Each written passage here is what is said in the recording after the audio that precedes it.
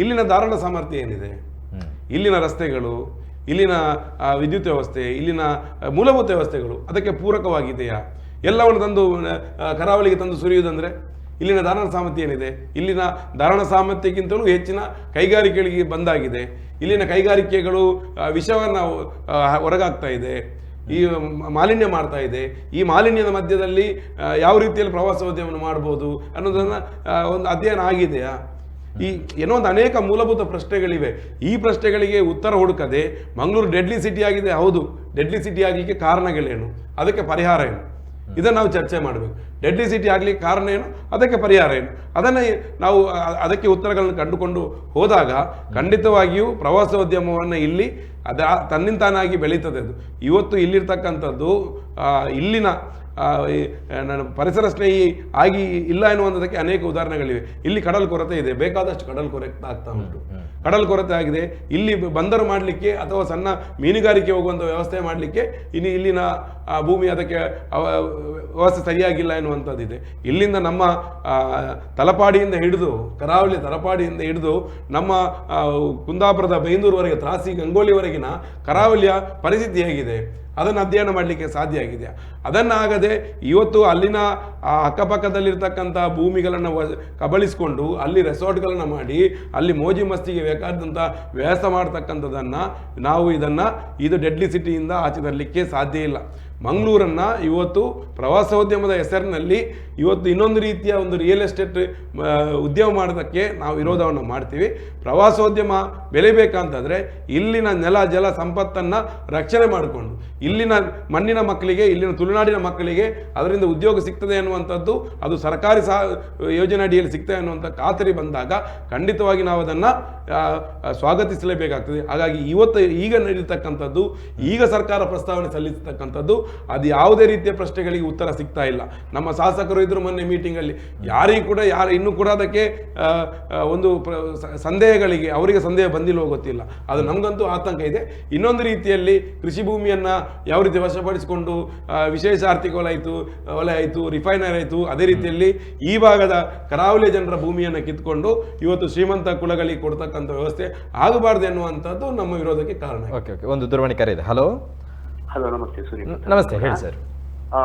ನಮ್ಮ ಇಬ್ಬರು ಪ್ಯಾನಲಿಸ್ಟ್ಗಳು ಮಾತಾಡ್ತಿರೋದು ಕರೆಕ್ಟ್ ಆಗಿದೆ. ಯಾಕಂದ್ರೆ ಅವರು ಹೇಳ್ತಿರೋದು ಪ್ರತಿಯೊಂದು ವಿಚಾರವನ್ನು ನಾವು ವಿಚಾರ ಮಾಡಿದ್ರೆ ಅದು ಎಲ್ಲವೂ ಕರೆಕ್ಟ್ ಆಗಿದೆ. ಮತ್ತೆ ಇನ್ನೊಂದೇನಪ್ಪ ಅಂದ್ರೆ, ಇದು ನಮ್ಮ ಮಂಗಳೂರು ಗೋವಾ ಆಗುದು ಬೇಡ. ಯಾಕಂದ್ರೆ ಇಲ್ಲಿಗೆ, ಈ ಮಂಗಳೂರಿಗೆ ಇಲ್ಲಿದೆ ಆದ ಸಂಸ್ಕಾರ, ಸಂಸ್ಕೃತಿ, ಒಂಥರ ಪರಂಪರೆ ಎಲ್ಲವೂ ಇದೆ. ಇದನ್ನು ಹಾಳು ಮಾಡೋದಕ್ಕಿಂತಲೂ ಇಲ್ಲಿ ಏನಿದೆ ಕೃಷಿ ಪೂರಕವಾಗಿರುವಂತದ್ದು, ಮತ್ತೆ ಈಗ ನೋಡಿ IT BT ಇದೆಲ್ಲ ಬೆಂಗಳೂರಲ್ಲಿ ಇದೆ ಅಲ್ಲ, ಅದನ್ನು ಮಂಗಳೂರಿಗೆ ತರಲಿ. ಅದು ಬಿಟ್ಟು ಕಾರ್ಖಾನೆಗಳಂತಂದು ತ್ಯಾಜ್ಯಗಳನ್ನು ನಮ್ಮ ಸಮುದ್ರಕ್ಕೆ, ನದಿಗೆ ಹಾಕುವಂಥದ್ದು ಕೆಲಸ ಮಾಡೋದು ಬೇಡ. ಅವ್ರು ಹೇಳಿದಾಗೆ ಮೋಜಿ ಮಸ್ತಿಗೋಸ್ಕರ ಇದನ್ನು ಯೂಸ್ ಮಾಡೋದು ಬೇಡ. ಇನ್ನೊಂದು, ನಮ್ಮಲ್ಲಿ ಎಷ್ಟೋ ಪದವೀಧರರು ಇದ್ದಾರೆ, ಉದ್ಯೋಗಕ್ಕೋಸ್ಕರ ಅಲ್ದಾಡಿ ಎಲ್ಲ ಫಾರಿನ್ಗೆ, ಬ್ಯಾಂಗ್ಳೂರಿಗೆ ಹೋಗ್ತಾರೆ.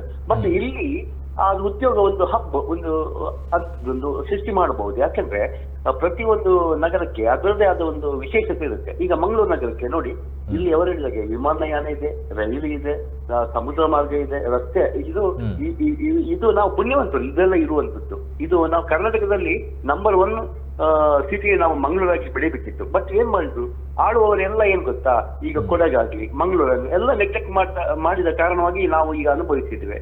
ಇವರೇನ್ ಮಾಡ್ತಿದ್ದಾರೆ, ಅವರು ಹೇಳಿದಾಗಿನೇ ಭೂಮಿಯನ್ನು ಖರೀದಿ ಮಾಡಿ ಶ್ರೀಮಂತರಿಗೆ ಕೊಟ್ಟು ಕೃಷಿ ಭೂಮಿಯನ್ನು ಹಾಳು ಮಾಡೋದಕ್ಕಿಂತ ಇವರಿಗೆ ನೋಡಿ, ಇಲ್ಲಿಂದ ನಾವು ಅಡಿಕೆ ತಗೊಂಡು ಹೋಗ್ತೀವಿ, ಹೌದಾ, ಉತ್ತರ ಭಾರತದಲ್ಲಿ ಫ್ಯಾಕ್ಟ್ರಿ ಮಾಡ್ತಾರೆ. ಅದನ್ನೇ ನಾವು ಇಲ್ಲಿ ಸುಪಾರಿ ಮಾಡ್ಬೋದು, ಫೈಟಿಂಗ್ ಇದು ಮಾಡ್ಬೋದು, ಉದ್ಯೋಗಾವಕಾಶ ಇಲ್ಲಿ ಯುವಕರಿಗೆ ಸಿಗ್ತವೆ. ಇಂಥದ್ದನ್ನೇ ಕೆಲವೊಂದು ಎಷ್ಟೋ ಇದೆ, ಕರೆಕ್ಟ್ ಆಗಿ ಸ್ಟಡಿ ಮಾಡಿದ್ರೆ ಅಂಥದನ್ನು ಮಾಡಿ. ಅಂದ್ರೆ ಪರಿಸರನೂ ಪೂರಕವಾಗಿರ್ಬೇಕು, ಸಾಮಾಜಿಕ ಪ್ರಜ್ಞೆನೂ ಇರ್ಬೇಕು, ಡೆವಲಪ್ ಆಗ್ಬೇಕು. ಡೆವಲಪ್ಗೆ ಯಾರು ಇದು ಮಾಡಬೇಕು. ಹಾಗಂತ ಎಲ್ಲವನ್ನು ನಾಶ ಮಾಡಿ ಡೆವಲಪ್ ಮಾಡ್ಬೇಕು, ನಾವೇ ಇದಾಗಬೇಕು ಅನ್ನೋದು ಮಾಡಬಾರ್ದು. ಯಾಕೆ ಡಂಪಿಂಗ್ ಎರಡಾಗಬಾರ್ದು ಮಂಗಳೂರು, ಅದೊಂದು ನನ್ನೊಂದು ಅನಿಸಿಕೆ. ನಿಜಕ್ಕೂ ಕೂಡ ಅವ್ರು ಹೇಳಿರೋ ಪ್ರಕಾರ ಕೇವಲ ಕರಾವಳಿಗೆ ಸಂಬಂಧಪಟ್ಟಂತೆ ಪ್ರವಾಸೋದ್ಯಮ ಅಭಿವೃದ್ಧಿ ಅಂತ ಹೇಳಿ ಬರೀ ರೆಸಾರ್ಟ್ಗಳನ್ನು ಸ್ಥಾಪನೆ ಮಾಡಿದ್ರೆ ಸಾಕಾಗೋದಿಲ್ಲ. ಇಲ್ಲಿ ರಾಜ್ಯದ SSLC ಅಥವಾ PUC ರಿಸಲ್ಟ್ ಅನ್ನು ಗಮನಿಸಿದಾಗ ಮಿಕ್ಕ ಜಿಲ್ಲೆಗಳಿಗಿಂತ ದಕ್ಷಿಣ ಕನ್ನಡ ಮತ್ತು ಉಡುಪಿ ಜಿಲ್ಲೆ ಫಸ್ಟ್ ಆ್ಯಂಡ್ ಸೆಕೆಂಡ್ ಅನ್ನುವಂಥದ್ದನ್ನು ತೋರಿಸುತ್ತೆ. ಅಂದರೆ ರಿಸಲ್ಟಲ್ಲಿ ಮಾತ್ರನ ಫಸ್ಟ್ ಅಥವಾ 2ನೇ ಸ್ಥಾನವನ್ನು ಕರಾವಳಿಯ 2 ಜಿಲ್ಲೆಗಳು ಸೀಮಿತವಾಗಿರುವಂಥದ್ದು. ಈ ಉದ್ಯೋಗ ಸೃಷ್ಟಿ ವಿಚಾರಕ್ಕೆ ಸಂಬಂಧಪಟ್ಟಂತೆ ಇದೇ ದಕ್ಷಿಣ ಕನ್ನಡ ಉಡುಪಿ ಜಿಲ್ಲೆಯ ಯುವಕರು ಮತ್ತು ಯುವತಿಯರು ಬೇರೆ ದೇಶವನ್ನು ಬೇರೆ ರಾಜ್ಯವನ್ನು ಅವಲಂಬಿಸುವಂಥ ಪರಿಸ್ಥಿತಿ ಬಂದಿದೆ. ತಮ್ಮ ಅಭಿವೃದ್ಧಿ ಪ್ರವಾಸೋದ್ಯಮ ಅಥವಾ ಕರಾವಳಿಯ ಅಭಿವೃದ್ಧಿ ಅನ್ನುವಂಥದ್ದು ಕೇವಲ ರೆಸಾರ್ಟಿಗೆ ಸೀಮಿತವಾಗಿರದೆ ಉದ್ಯೋಗ ಸೃಷ್ಟಿಯಲ್ಲೂ ಕೂಡ ಅದು ಸೀಮಿತ ಆಗಿರಬೇಕು ಅನ್ನುವಂಥ ಅಹವಾಲ್ ಅವರದ್ದು. ಜಯರಾಮ್ ಸರ್, ಕೇವಲ ಅಭಿವೃದ್ಧಿ ಬೇಕು ಹಾಗಂತ ವಿವೇಚನೆ ಇಲ್ಲದಂತಹ ಅಭಿವೃದ್ಧಿ ಕರಾವಳಿಗೆ ಬೇಡ, ಅದು ಅನಾಹುತ ತರುತ್ತೆ ಅನ್ನುವಂಥದ್ದು DYFನ ಒಂದು ಆಗ್ರಹ ಕೂಡ. ಯಾಕಂತ ಹೇಳಿದ್ರೆ ಈ ಹಿಂದೆ ಪೆಟ್ರೋಕೆಮಿಕಲ್ಸ್ ತಂದ ಕಾರಣಕ್ಕೆ ದಕ್ಷಿಣ ಕನ್ನಡ ಅದಕ್ಕೆ ಯಾವ ರೀತಿಯಾಗಿ ಇತ್ತು ಅನ್ನುವಂಥದ್ದನ್ನು ಅನುಭವಿಸಿದವರಿಗೆ ಗೊತ್ತು. ಹಾಗಾಗಿ ಈ ಒಂದು ಪ್ರವಾಸೋದ್ಯಮದ ಅಭಿವೃದ್ಧಿಯನ್ನು ತರುವುದಕ್ಕಿಂತ ಮುಂಚೆಯೂ ಕೂಡ ಅದರಲ್ಲಾಗುವಂಥ ಲಾಭ ಮತ್ತು ಅನಾಹುತಗಳನ್ನು ಕೂಡ ಮೊದಲೇ ಗಮನಿಸಿಕೊಂಡು ಬದಲಾವಣೆಯನ್ನು ಮಾಡಬೇಕು ಅನ್ನುವಂಥದ್ದು ಅವರ ಆಗ್ರಹ. ಈಗ ಹೊಸ ಯಾವುದೇ ಡೆವಲಪ್ಮೆಂಟಲ್ಲಿ ಅಭಿವೃದ್ಧಿಯ ಹಿಂದೆ ಡೆವಲಪ್ಮೆಂಟ್ ಅಂತ ಹೇಳುವಾಗ ನಾವು ಅದರ ಹಿಂದೆ ಒಂದು ಸಸ್ಟೈನೇಬಲ್ ಡೆವಲಪ್ಮೆಂಟ್ ಅಂತ ಹೇಳ್ತೇವೆ. ಈಗಿನ ಸರ್ಕಾರದ ಪರಿಭಾಷೆ ಇರಲಿ ಅಥವಾ ಬೇರೆ ಯಾವುದೇ ಇಲಾಖೆಗಳ ಪರಿಭಾಷೆ ಇರಲಿ, ಪರಿಸರವಾದಿಗಳು ಮಾತಾಡುವಾಗಲೂ ಕೂಡ ಸಸ್ಟೈನೇಬಲ್ ಡೆವಲಪ್ಮೆಂಟ್ ಅಂತ ಹೇಳ್ತಾರೆ. ಅಂದರೆ ಸುಸ್ಥಿರ ಅಭಿವೃದ್ಧಿ ಅಂತ.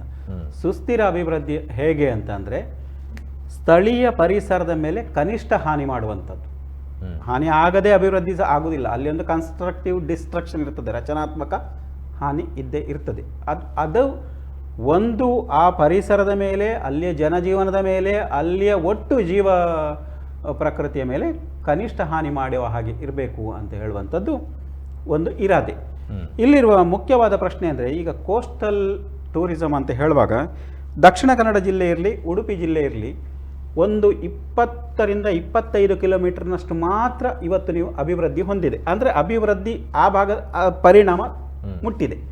ಅದರ ಅತ್ಲಾಗೆ ಮಲೆನಾಡಿದೆ ಅಲ್ಲ, ಆ ಮಲೆನಾಡಿನ ಅಭಿವೃದ್ಧಿಗೆ ಇರುವ ಕೆಲವು, ಅಂದರೆ ಅಲ್ಲಿ ಪ್ರವಾಸೋದ್ಯಮಕ್ಕೆ ಅನೇಕ ಅವಕಾಶಗಳಿವೆ. ಅಲ್ಲಿ ನಾವು ಆ ಪ್ರವಾಸೋದ್ಯಮವನ್ನು ಉತ್ತೇಜನ ಮಾಡಿದರೆ ಸ್ಥಳೀಯವಾಗಿ ಅವರಿಗೆ ಅಲ್ಲಿ ಉದ್ಯೋಗ ಆಗ್ತದೆ. ಇವತ್ತು ನಿಮಗೆ ಕುಂದಾಪುರದಂಥ ದೂರದಿಂದ ಹಳ್ಳಿ ಹೊಳೆ ಅಂಥ ಪ್ರದೇಶಗಳಿಂದ ಅವರು ನಗರಕ್ಕೆ ಕೆಲಸಕ್ಕೆ ಬರ್ತಾರೆ. ನೀವು ಅಲ್ಲಿ ಏನಾದರೂ ಈ ಕಾನ್ಸೆಪ್ಟ್ನಲ್ಲಿ ಸಸ್ಟೈನೇಬಲ್ ಡೆವಲಪ್ಮೆಂಟ್ನಲ್ಲಿ ಏನಾದರೂ ಮಾಡಿದರೆ ಅದು ಸಾಧ್ಯ ಆಗ್ತದೆ. ಪ್ರವಾಸೋದ್ಯಮ ಅಂತ ಹೇಳಿದ ಕೂಡಲೇ ಬರೇ ಭೂಭಾಗದ ಅಭಿವೃದ್ಧಿ ಅಲ್ಲ, ಅಲ್ಲಿಯ ಕರಕುಶಲ ಕಲೆಗಳ ಒಂದು ಉತ್ಪನ್ನಗಳಿಗೆ ಒಂದು ಮಾರಾಟ ವ್ಯವಸ್ಥೆ ಮಾಡುವಂಥದ್ದು, ಅದರ ಬಗ್ಗೆ ಸೆಲ್ಫ್ ಹೆಲ್ಪ್ ಗ್ರೂಪ್ ಮಾಡಿಕೊಂಡು ಅದರ ಮಾರಾಟಕ್ಕೆ ಅದನ್ನೊಂದು ಜಾಗತಿಕ ಮಾರಾಟ ತನಕ ಹೋಗುವಂಥದ್ದು, ಇವೆಲ್ಲ ಒಂದು ಅಭಿವೃದ್ಧಿಯಲ್ಲಿ ಬರ್ತದೆ. ಸಸ್ಟೈನೇಬಲ್ ಯಾವುದೇ ಕ್ಷೇತ್ರದಲ್ಲಿ ನೀವು ಹೋಗಿ ಸಸ್ಟೈನೇಬಲ್ ಡೆವಲಪ್ಮೆಂಟಲ್ಲಿ ಅದು ಕೊನೆಯ ಮೈಲ್ ತನಕ, ಲಾಸ್ಟ್ ಮೈಲ್ ಡೆಲಿವರಿ ಅಂತ ಹೇಳ್ತೇವೆ, ಅಲ್ಲಿಯ ತನಕ ಕೂಡ ಅದರ ಪರಿಣಾಮ, ಅದರ ಅಭಿವೃದ್ಧಿಯ ಪರಿಣಾಮ ದೊರಕಬೇಕು ಅಂತೇಳೋ ಒಂದು ಇರಾದೆ ಇದೆ. ಪ್ರವಾಸೋದ್ಯಮಕ್ಕೆ ಒಂದು ಹಂತ ಆರಂಭ ಮಾಡುವಾಗ ಇವೆಲ್ಲವನ್ನು ನೀವು ಗಮನಿಸಿದರೆ ಮಾತ್ರ ಅದು ಕಾಲಕ್ರಮೇಣ ಜನಸ್ನೇಹಿ ಪ್ರವಾಸೋದ್ಯಮ ಆಗಿ ಬೆಳೀಲಿಕ್ಕೆ ಸಾಧ್ಯ ಇದೆ. ಹಾಗಿದ್ರೆ ನಮ್ಮ ದಕ್ಷಿಣ ಕನ್ನಡ ಮತ್ತು ಉಡುಪಿ ಜಿಲ್ಲೆಗಳು ಅನೇಕ ಪ್ರಯೋಗಗಳನ್ನು ಮಾಡಲಿಲ್ವಾ? ಬ್ಯಾಂಕ್ ಎಲ್ಲಿ ಹುಟ್ಟಿತು?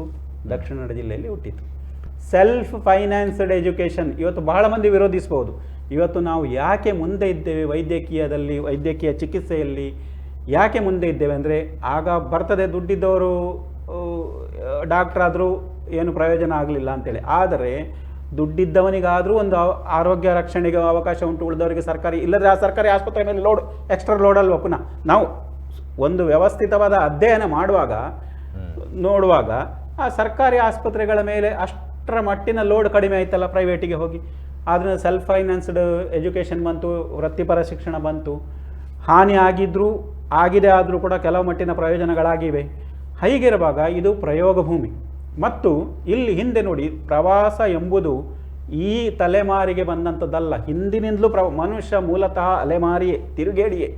ಹಿಂದೆಲ್ಲ ಹಳ್ಳಿಯಲ್ಲಿ ನಿಮಗೆ ಗೊತ್ತಿರ್ಬೋದು, ನೀವು ಹಿಂದಿನವರ ಕಥೆಗಳನ್ನು ನೀವು ನೋಡಿದರೆ, ಕೆಲಸ ಮುಗಿದ ಕೂಡಲೇ ಆ ಮನೆ ಯಾರೋ ಒಬ್ಬ ತಿರುಗಾಡಲಿಕ್ಕೆ ಹೋಗುದು. ಒಂದು ರಹಮತ್ ತರೀಕೆರೆ ಒಂದು ಪುಸ್ತಕದಲ್ಲಿ ಬರೀತಾರೆ, ಒಂದು ಮಲೆನಾಡಿನ ಸುಬ್ಬಣ್ಣ ಅಂತೇಳಿ. ಅವರು ಅಲ್ಲಿಂದ ಅಡಿಕೆ ಕೊಯ್ಲು ಆದ ಮೇಲೆ ಅವರು 6 ತಿಂಗಳು 7 ತಿಂಗಳು ಬರಲಿಕ್ಕೆ ಇಲ್ಲ. ಒಂದು ಹಂತದಲ್ಲಿ ಅವರ ತಿಥಿಕ್ರಮಗಳನ್ನೆಲ್ಲ ಮಾಡಿರ್ತಾರೆ, ಅವರು ಕೋಲಿನಿಂದ ಬಡಿತಾರೆ, ನಾನು ಇಲ್ಲ ಅಂತೇಳಿ ನೀವು ಯಾಕೆ ಮಾಡಿದ್ರಿ ಅಂತ. ಇದು ಹಿಂದೆ ಕೂಡ ಈ ತಿರುಗೇಡಿತನ ಇತ್ತು, ಅಂದರೆ ತಿರುಗಾಟ ಇತ್ತು. ಆವಾಗ ತಿರುಗಾಟಕ್ಕೆ ಕೆಲವು ಕನ್ಸ್ಟ್ರೈನ್ಗಳು, ತುಂಬ ಅಡೆತಡೆಗಳಿದ್ದರಿಂದ ತಿರುಗಾಡುವ ತೀರಾ ಹುಕ್ಕಿ ಇದ್ದವರು, ಉಮೇದಿದ್ದವರು ಹೋಗ್ತಿದ್ರು. ಶಿವರಾಮ ಕಾರಂತರು ಪ್ರವಾಸ ಮಾಡಲಿಲ್ಲ, ವಿದೇಶ ಪ್ರವಾಸ ಮಾಡಿದರು.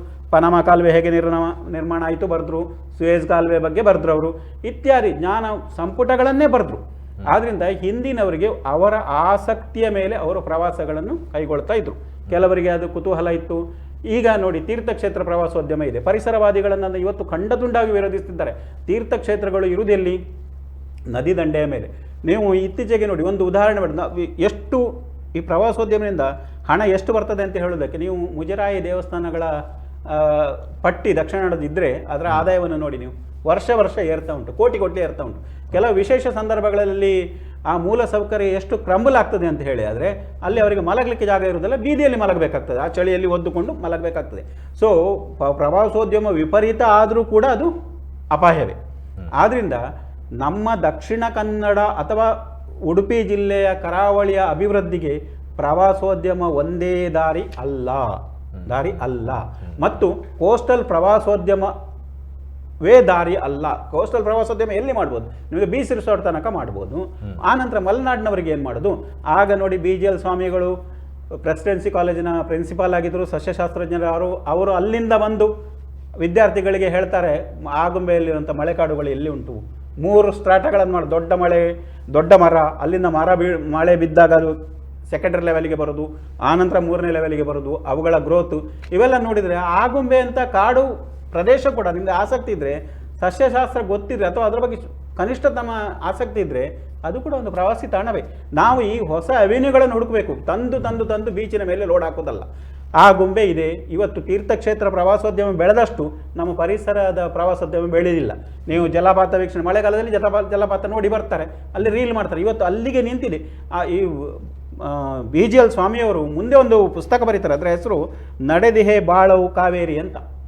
ಕಾವೇರಿ ನದಿ ಉಗಮದಿಂದ ಅದು ಎಲ್ಲಿಗೆ ಹೋಗಿ ಸೇರ್ತದೆ ಅಲ್ಲಿ ತನಕ ಕೂಡ ಪ್ರವಾಸ ಕೈಗೊಳ್ತಾರೆ. ಕಾವೇರಿಯ ಉಗಮದಿಂದ ಅದು ಬಂಗಾಳ ಕೊಲ್ಲಿಯಲ್ಲಿ ಸೇರುವ ತನಕದ ಒಂದು ಚಿತ್ರಣ ನಿಮಗೆ ಅಲ್ಲಿಯ ಜನಜೀವನದ ಚಿತ್ರಣ ಉಂಟಲ್ಲ, ಅದರಲ್ಲಿ ಭಾಳ ಸಿಗ್ತದೆ, ಕನ್ನಡದಲ್ಲಿದೆ. ಅಂದರೆ ಇಂಥ ಗ್ರಂಥಗಳು ಬಂದಿದ್ದಾವೆ. ಅದನ್ನು ಪ್ರವಾಸೋದ್ಯಮ ನಮಗೆ ಮೋಜು ಮಸ್ತಿ ಆಗಬೇಕಲ್ಲ, ಅವರವರ ಆಸಕ್ತಿಯ ಕ್ಷೇತ್ರಗಳನ್ನು ಅವರವರಿಗೆ ಆಯ್ಕೆ ಮಾಡುವ ಅವಕಾಶ ಕೊಟ್ಟರೆ ಅದು ಮನುಷ್ಯನ ಸಮಕಾಲೀನ ಚರಿತ್ರೆಯೂ ಆಗಬಹುದು. ಆದ್ದರಿಂದ ಕರಾವಳಿ ಪ್ರವಾಸೋದ್ಯಮ ಇವರು 4,000 ಕೋಟಿಯಲ್ಲಿ ನಾನು ಬರೇ ಬೀಚ್ ಹತ್ರ ಅಭಿವೃದ್ಧಿ ಮಾಡ್ತೇನೆ, ರೋಡ್ ಮಾಡ್ತೇನೆ, ಅದು ಅಷ್ಟೇ ಮುಖ್ಯ ಅಲ್ಲ. ಈ ಅಭಿವೃದ್ಧಿ ಕೊನೆ ಲಾಸ್ಟ್ ಮೈಲ್ ತನಕ ಹೋಗಬೇಕಲ್ಲ, ನೀವು ಅಲ್ಲಿ ತನಕ ಹೋಗಬೇಕು. ಸುಳ್ಯದ ಮಲೆನಾಡಿನ ತನಕ ಕೊನೆಯ ಅಂತ ಪಶ್ಚಿಮ ಘಟ್ಟಗಳು, ಆ ಕೇರಳ ಗಡಿ, ಇತ್ಲಾಗೆ ಆಗುಂಬೆಯ ಕೆಲವಾರು ಹೇರ್ಪಿನ್ ಬೆಡ್ಗಳು ಉಡುಪಿ ಜಿಲ್ಲೆಗೆ ಬರ್ತವೆ. ಅತ್ಲಾಗ ನಿಮಗೆ ಬೈಂದೂರಿನಲ್ಲಿ ಬಹಳ ಮರವಂತೆ, ಬಹಳ ಅದ್ಭುತವಾದದ್ದು. ನೀವು ಅಲ್ಲಿ ಒಂದು ಕಡೆ ಸಿಹಿ ನೀರು, ಒಂದೇ ರಸ್ತೆ ಅಡ್ಡ, ಒಂದು ಕಡೆ ಸಿಹಿ ನೀರು, ಒಂದು ಕಡೆ ಉಪ್ಪು ನೀರು. ಆದ್ದರಿಂದ ನೀವು ಬೇರೆ ಬೇರೆ ಅವೆನ್ಯೂಗಳನ್ನು ಸರ್ಕಾರ ಹುಡುಕಬೇಕು ಮತ್ತು ಇದಕ್ಕೆ ಅನೇಕ ತಜ್ಞರ ಸಮಿತಿಗಳನ್ನು ಮಾಡಬೇಕು. ಯಾಕೆ ಹೇಳಿದರೆ, ಈ ರೀತಿ ಮೂಲ ಸೌಕರ್ಯಗಳ ಕೊರತೆಯಾಗಿ ರಸ್ತೆಯಲ್ಲಿ ವಾಹನಗಳು ನಿಂತು ಅಂತ ಹೇಳಿ ಆದರೆ ಅದು ಪ್ರವಾಸೋದ್ಯಮಕ್ಕೆ ಹಾಸ್ಟೈಲ್ ವಾತಾವರಣ ನಿರ್ಮಿಸಲಿಕ್ಕೆ ಬೇರೆ ಯಾವುದೂ ಬೇಡ, ಅದು ಒಂದೇ ಸಾಕು. ನೀವು ಎಷ್ಟೇ ಉತ್ಸವಗಳನ್ನು ಮಾಡಿ, ನೀವು ಆ ಒಂದು ಸುಗಮವಾದ ಸಂಚಾರದ ಒಂದು ವ್ಯವಸ್ಥೆಯನ್ನು ಯಾವ್ಯಾವುದೋ ಬೇರೆ ಬೇರೆ ಜನರಿಗೆ ಬೇರೆ ಬೇರೆ ತುರ್ತುಗಳಿರ್ತವೆ. ಆದ್ದರಿಂದ ಏರ್ಪೋರ್ಟಿಗೆ ನೀವು 4 ಲೈನ್ ಮಾಡಿದಿರಿ, ನೀವು ಎಷ್ಟೊತ್ತಿಗೂ ಮುಟ್ಬೋದು ಇದ್ದವರು. ನೀವು ಅದೇ ರೈಲು ಹಿಡಿಯೋರು ಇರ್ತಾರಲ್ಲ, ರಾತ್ರಿ 8 ಗಂಟೆಗೆ ರೈಲು. ಇಲ್ಲಿ ನೀವು ಪಣಂಬೂರಿನಿಂದ ಮಂಗಳೂರಿನ ಸಿಟಿ ರೈಲ್ವೆ ಸ್ಟೇಷನ್ಗೆ ಹೋಗ್ಬೇಕಾದ್ರೆ 2 ಗಂಟೆ ಬೇಕು ಅಂತ ಹೇಳಿದರೆ ಅವರು ಯಾವ ರೀತಿಯಲ್ಲಿ ಟೈಮ್ ಕ್ಯಾಲ್ಕುಲೇಷನ್ ಮಾಡಲಿಕ್ಕೆ ಸಾಧ್ಯ? ಅದನ್ನು ಮೂಲ ಸೌಕರ್ಯಗಳ ಅಭಿವೃದ್ಧಿ ಮಾಡಿದ ಮೇಲಷ್ಟೇ ಕರಾವಳಿಯ ಅಭಿವೃದ್ಧಿ, ಕರಾವಳಿಯಲ್ಲಿ ಪ್ರವಾಸೋದ್ಯಮದ ಅಭಿವೃದ್ಧಿ ಅದು ಅದರ ಲಾಭ ಎಲ್ಲರಿಗೂ ಸಿಕ್ಕಬಹುದು ಅಂತ ಒಂದು ಊಹನೆ ಮಾಡ್ಬೋದು ಅಷ್ಟೇ. ಓಕೆ, ಇಮ್ತಿಯಾಜ್ ಸರ್, ಈ ಕಳೆದ 5 ವರ್ಷಗಳಿಂದ ಕರಾವಳಿಯ ನದಿ ಭಾಗದಲ್ಲಿ, ಅಂದರೆ ನದಿ ತೀರಗಳಲ್ಲಿ ರಾಜಕಾರಣಿಗಳು ಸೇರಿದಂತೆ ಅವರ ಆಪ್ತರು ಮತ್ತು ಕೆಲವೊಂದು ಬಂಡವಾಳಶಾಹಿಗಳು ಈಗಾಗಲೇ ಜಾಗವನ್ನು ಖರೀದಿ ಮಾಡಿದ್ದಾರೆ ಮೀನುಗಾರರಿಂದ. ಅವರನ್ನು ಬೆಳೆಸುವಂತಹ, ಅವರನ್ನು ಪೋಷಿಸುವಂತಹ ಒಂದು ಯೋಜನೆ ಇದು ಅಂತ ಹೇಳಿ DYFI ನೇರವಾಗಿ ಆರೋಪವನ್ನು ಮಾಡ್ತಾ ಇರುವಂಥದ್ದು. ಏನು ಕಾರಣಗಳು ಅಂತ ನೋಡಿ, ಖಂಡಿತವಾಗಿಯೂ ಮಂಗಳೂರಿನ ಸೇರಿದಂತೆ ಈ ದಕ್ಷಿಣ ಕನ್ನಡ, ಉಡುಪಿ ಜಿಲ್ಲೆ, ನಮ್ಮ ಕಾರವಾರ ಜಿಲ್ಲೆ, ಈ ಕರಾವಳಿ CRZ ಝೋನ್ ಅಂತ ಏನು ಕರಿತೇವೆ, CRZ ಝೋನ್ ಅಂದರೆ ಕರಾವಳಿ ಮೀಸಲು ವಲಯ ಅನ್ನುವಂಥದ್ದನ್ನು ಹಿಂದೆ 2002ರಲ್ಲಿ ಬಹುಶಃ ಅದು ಇಂಪ್ಲಿಮೆಂಟ್ ಹಂತದಲ್ಲಿ ದೊಡ್ಡ ರೀತಿಯ ಚರ್ಚೆಗಳು ಆಯಿತು ಸಮ್ಮಿಶ್ರ ಸರ್ಕಾರ ಇದ್ದಂಥ ಸಂದರ್ಭದಲ್ಲಿ. ಆ ಸಂದರ್ಭದಲ್ಲಿ ಈ ಕರಾವಳಿಯಿಂದ ಅಂದರೆ ನದಿ ಅಥವಾ ಸಮುದ್ರದಿಂದ ಇಂತಿಷ್ಟು ದೂರದಲ್ಲಿ ಯಾವುದೇ ರೀತಿಯ ಕಟ್ಟಡಗಳನ್ನ ಕಟ್ಟುವುದಾಗಲಿ ಅಥವಾ ಭೂಮಿಯನ್ನು ಎಂಕ್ರೋಚ್ ಮಾಡುವಂಥದ್ದು ಇರಲಿ, ಇದಕ್ಕೆ ಒಂದು ಕಡಿವಾಣ ಹಾಕಬೇಕು ಅನ್ನುವಂಥದ್ದು ಮತ್ತು ಕರಾವಳಿಯನ್ನು ಅಭಿವೃದ್ಧಿಪಡಿಸಲಿಕ್ಕಾಗಿ ಆ ಒಂದು ಕರಾವಳಿ ಮೀಸಲು ವಲಯ ಅನ್ನುವಂಥದ್ದನ್ನು CRZ ಅನ್ನು ಮಾಡಿದ್ರು, ಕಾನೂನನ್ನು ಮಾಡಿದರು. ಅಲ್ಲಿ ರೆಸಿಡೆನ್ಷಿಯಲ್ ಝೋನ್ನ ಬದಲಿಗೆ CRZ ಬರ್ತಾ ಇತ್ತು. ಎಲ್ಲವೂ ಕೂಡ ಭೂಮಿಯ ದಾಖಲಾತಿಯ ಇದೆಲ್ಲ ಪ್ರಶ್ನೆಗಳು ಬಂದಿತ್ತು.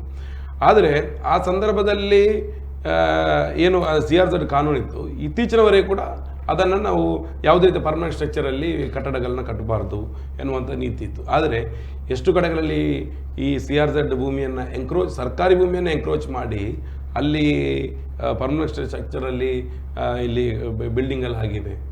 ಈಗ CRZ ಅಲ್ಲಿ, ನಮ್ಮ ಮಂಗಳೂರು CRZ ಆಫೀಸಲ್ಲಿ ಈ ಬಗ್ಗೆ ಒಂದು ದೂರು ಕೊಟ್ಟರೆ ಕೇಳಲಿಕ್ಕೆ 2 ಜನ ಅಲ್ಲಿ ಸ್ಟಾಫ್ಗಳಿಲ್ಲ. ಒಂದು ದೂರು ಕೊಟ್ಟರೆ ಸ್ಥಳ ಪರಿಶೀಲನೆ ಮಾಡಲಿಕ್ಕೆ ಹೋಗಲಿಕ್ಕೆ ಒಂದು ವಾಹನ ಇಲ್ಲ.